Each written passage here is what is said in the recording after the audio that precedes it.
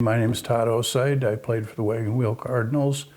Started playing there in 1963 and played through 66 till they terminated the hockey team.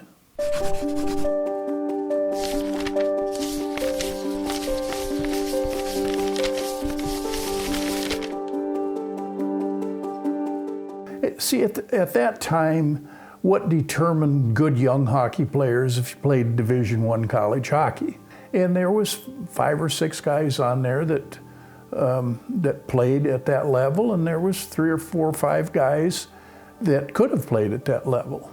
And you know, if there was 20 guys in the roster, there was probably 10 guys that were real good hockey players. There were 5 guys that were pretty good hockey players, and 5 guys that were just had a whole lot of heart and tried a lot. I scored a lot of goals, and today, if I took my best years of hockey and I played against one of these goalies in the NHL and I had 20 breakaways on him, if I got one behind him, I might be lucky. Fighting at that time, that really wasn't a part of the game. We had a kid, and he was big, strong kid. I mean, he was, you know, he could go through the side of a building. He'd get in a fight with somebody that weighed 50 pounds less, and he wasn't a foot taller, and he'd get whipped. But he'd fight, you know. And of course, the time when they fought back then, you didn't hold a jersey and punch somebody. You fought. You just dropped the gloves and you went at it. Now you could hit somebody as hard as you wanted to hit, and I mean, there was guys that could really hit that time, and you got hit and got flattened. You didn't jump up and go try to fight. You know, if you don't want to get hit, play tennis. Practice schedule was, we practiced Monday, Tuesday, Wednesday, Thursday, and if we didn't have a game on Friday, we practiced Friday. When practice started in the fall, if you were in shape, you know, you did as well, and you skated until you got in shape. But our practices back then would be like a modern day scrimmage where a bunch of guys go out on the ice and scrimmage. I mean, there was really no coaching. They really didn't have any structure. So we'd go down and scrimmage for, you know, an hour and a half a night, and then there was a little bar called the Rockton Inn. It's still there in the corner. The man and woman that owned that, she used to make cheese sandwiches and hard-boiled eggs. Sandwiches would have been sitting in a basket for 3 or 4 hours. They were, you know, like shoe leather, but we loved to eat it.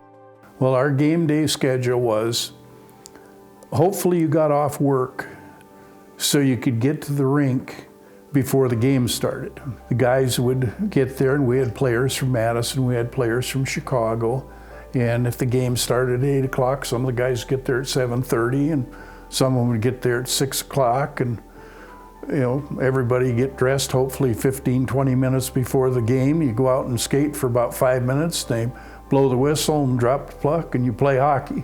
That was it. There wasn't any stretching, there wasn't any warming up. The luxury that we had was between periods. There was a gentleman that had a produce place, and he used to bring us oranges. So between periods, we could eat oranges.